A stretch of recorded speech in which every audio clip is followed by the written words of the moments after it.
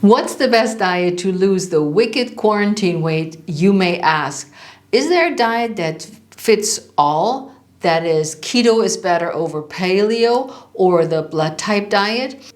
Today we'll discover 5 of the most popular diets, why they deliver or perhaps not, and my take on them, and the pros and cons of dieting. 3 strategies you can do today to lose that wicked quarantine weight. Hi, I'm Heike Yates. I'm the creator of Pursue Your Spark, host of the Pursue Your Spark podcast, and creator of the 4-week Lean Out program. So let's dive into how to lose that wicked quarantine weight.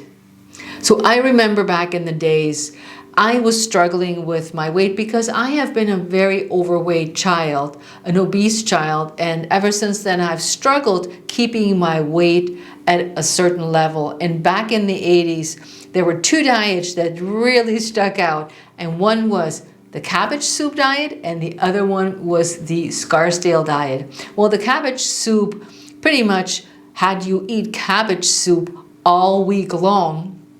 And of course you lost weight, but you also were crazy hungry afterwards. You were super bored with what you ate, and you probably I decided I'm not going to do this again because this stinks. Then I tried the Scarsdale diet, which was hugely populated. And the Scarsdale diet was a high protein, low carb diet. And you would eat 3 meals a day, and you had exactly certain amounts of fats and proteins. But the problem with the Scarsdale diet was it had all these rules. You couldn't eat any potato, you couldn't eat any avocado, and there were a lot of foods that were not allowed on that diet. And of course, if you don't allow or take foods out of your diet, you will automatically lose weight. Not that it's a good thing to take out all really good foods to lose weight. The Scarsdale diet also restricted fats well below 30%. This percentage is recommended by many health organizations and experts for long-term health and brain health. So not a good diet.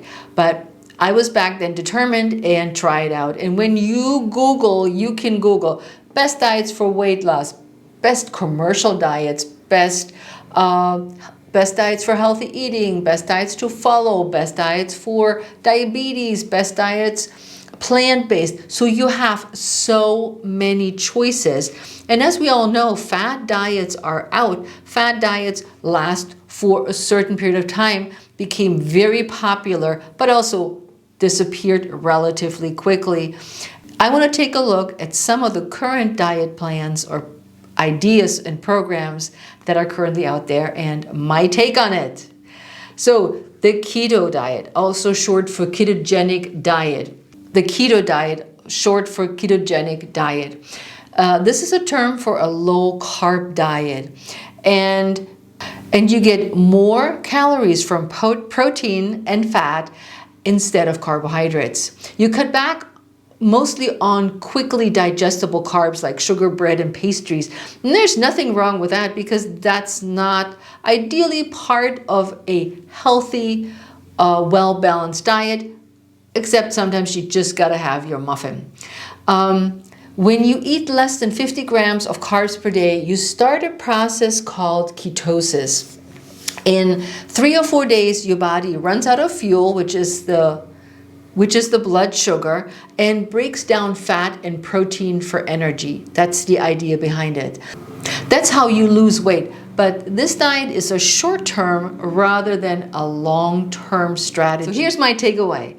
More weight loss occurs in the first 3 to 6 months on this program compared to other programs.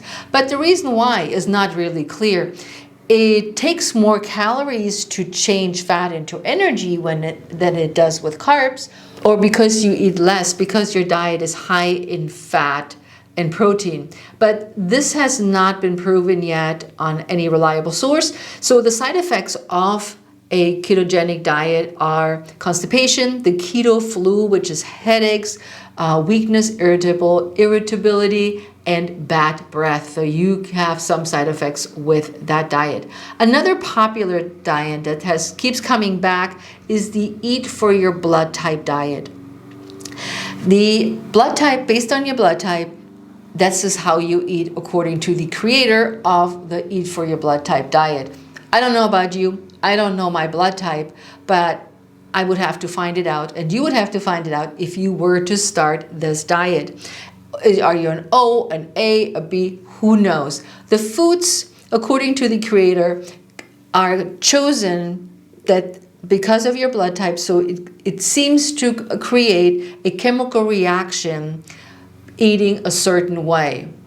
The creator claims that the food you eat reacts chemically with your blood type, and you eat the right food for your blood type, and your body will digest the foods more efficiently. And of course, the side effect is weight loss, according to the creator. But like I said, you need to know your blood type in order to actually get started. Bottom line, everything is determined by your blood type. Even the type of exercise you do while doing this diet. That means that if you're a type A, you have to do yoga and nothing else. So there's no running or weightlifting. So it's very strictly subscribed of what you should do or shouldn't do on the blood type diet. This diet is also very costly. The creator of this diet has you purchase supplements that supplement what you're not eating, so you get enough nutrients, vitamins, and minerals in your diet. Now, on the Eat for Your Blood Type diet, you eliminate all processed food and simple carbs. So nothing's bad about that, right? The takeaway here is that the blood type diet makes recommendations based solely on your blood type. So if you have a chronic condition, let's say diabetes, you may be told to eat high protein, while another person with diabetes may have to avoid dairy and chicken. Not eating processed foods and simple carbohydrates may be the reason why people lose weight on this plan, and not because they are eating for their blood type. There is no research currently providing that this diet can aid in digestion or even give you more energy, as the author claims. On to paleo, the Paleolithic diet, or eat like a caveman. The idea behind is that we are eating like our forefathers in the caves. Now, it doesn't take into account that they come from different parts of the world in different areas. So what one group may have available to eat back then may not be true from another, coming from a totally different part of the world.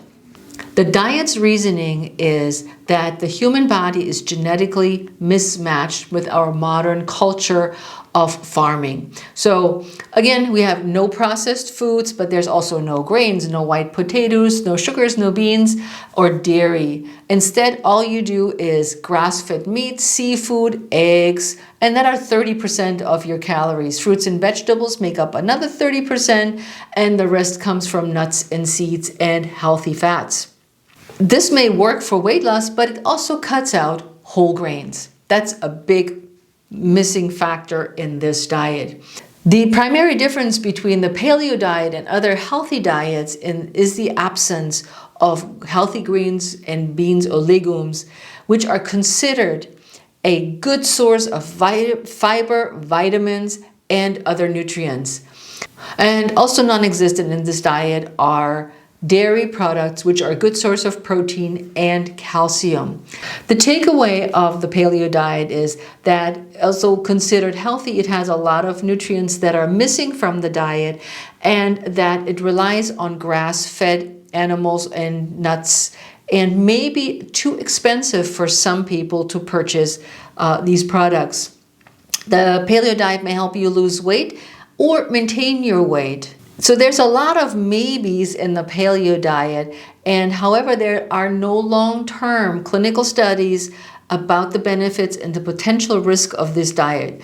Onto the veganism or a vegetarian diet. Many people think that switching to a vegetarian diet is simple by you just leave out the meat and that's all you have to do. It's that simple. And whether you want to leave out the meat for moral reasons, or you want to lose weight. It's not that simple. The simplest form of being a vegetarian is a diet free of meat, fish, and fowl. There are many other forms that have sprung up over the years. The lacto-ovo vegetarians or the pescatarians. I'm not going to get into those today, but being a vegetarian is, and most doctors and nutritionists agree that a low-fat diet high in fruits, vegetables, and nuts can be a super boost to your health, your energy, and your overall well-being. A meatless diet can be super healthy, but vegetarians need to make sure they're getting enough B12 vitamins, zinc, calcium, and iron in their diets. My takeaway is that the Academy of Nutrition Dietetics warns of the risk of vitamin 12B deficiencies in vegetarians and vegans. And B12 is only found in animal products, and a lack of vitamin B12 can lead to anemia and blindness. So it's super important that we're making sure, if you decide on a vegetarian diet, that you're getting enough protein, iron, calcium, zinc, vitamin B12, riboflavins, and alpha-linolenic acid, and vitamin D. Finally, detox diets. They are super popular, but there is no evidence that they do what it's claimed, flushing out the toxins out of your system. They may be risky and really backfire in your efforts to lose weight. These diets are very rigid and involve the same food shakes, whatever they are, over and over. Think about the detox diet as, it depends on what detox diet you're following. Some include fasting, others just drinking liquids. Then others allow fruits and vegetables. They're usually short in duration and they're not a lifestyle change. So if you want to lose weight for a photo shoot, you could go for a detox diet and drink some vegetarian shakes. So on this diet, you will lose out or miss out on lots of foods that you usually eat. You will be hungry, you'll be dizzy, you have low energy, and perhaps you feel nauseous. Some plans do include herbs and supplements to help you with this, but again, that would be an extra expense.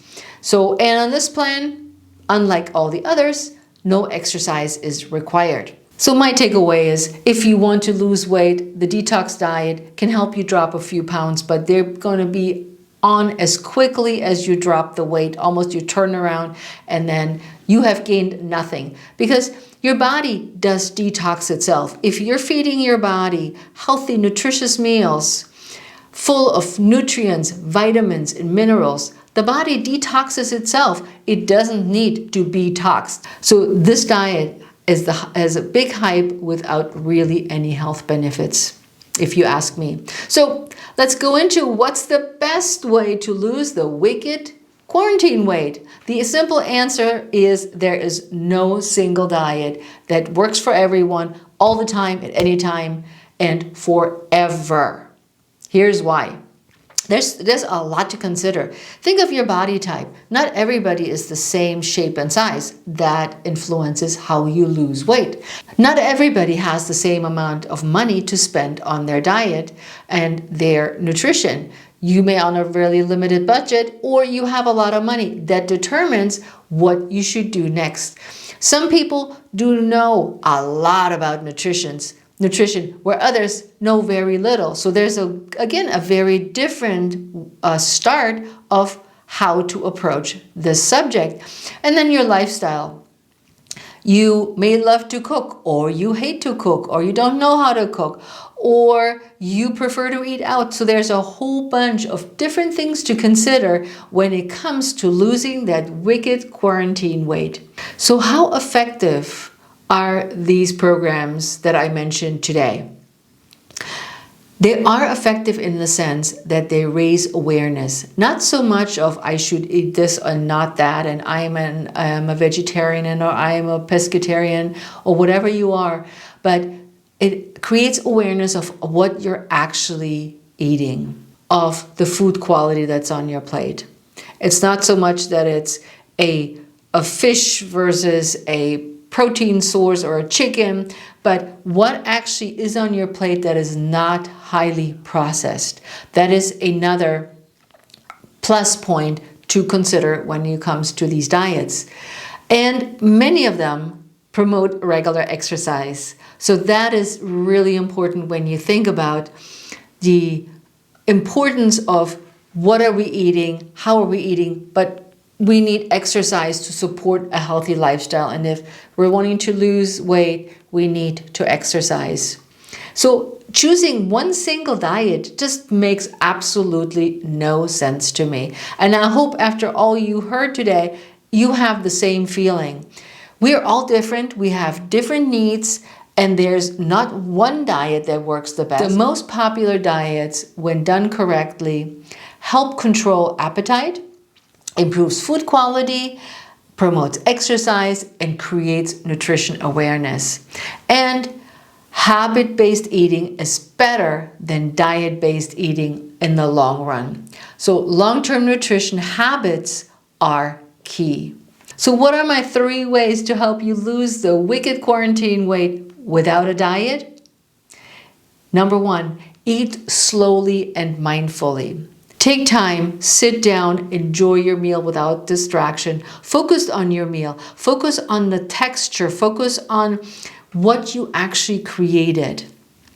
Creating mindfulness in what's on your plate and the good foods that you actually chose to have on your plate. And I mentioned them earlier in our macronutrient categories: carbohydrates, proteins, and healthy fats.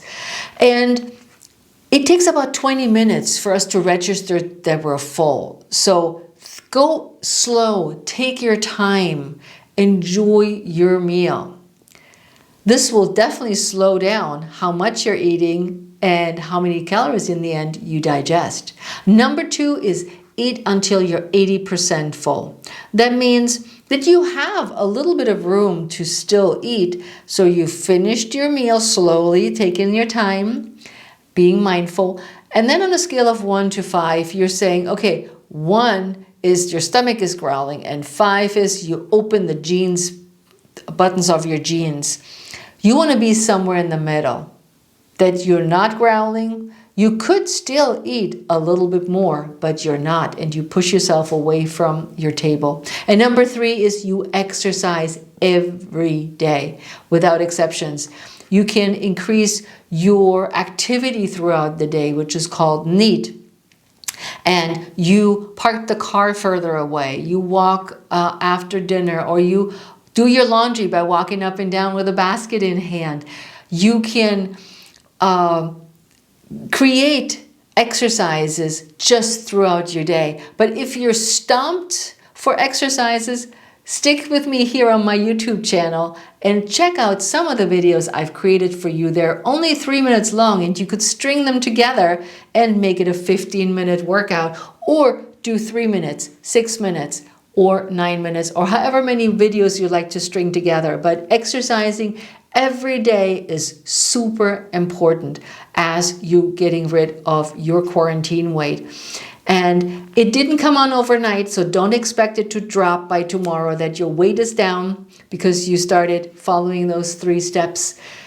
So the best diet to lose your wicked quarantine weight is the one that works best for your lifestyle, budget, family, income, and your time availability. I hope I gave you the first marching orders and action steps for you to lose your wicked quarantine weight.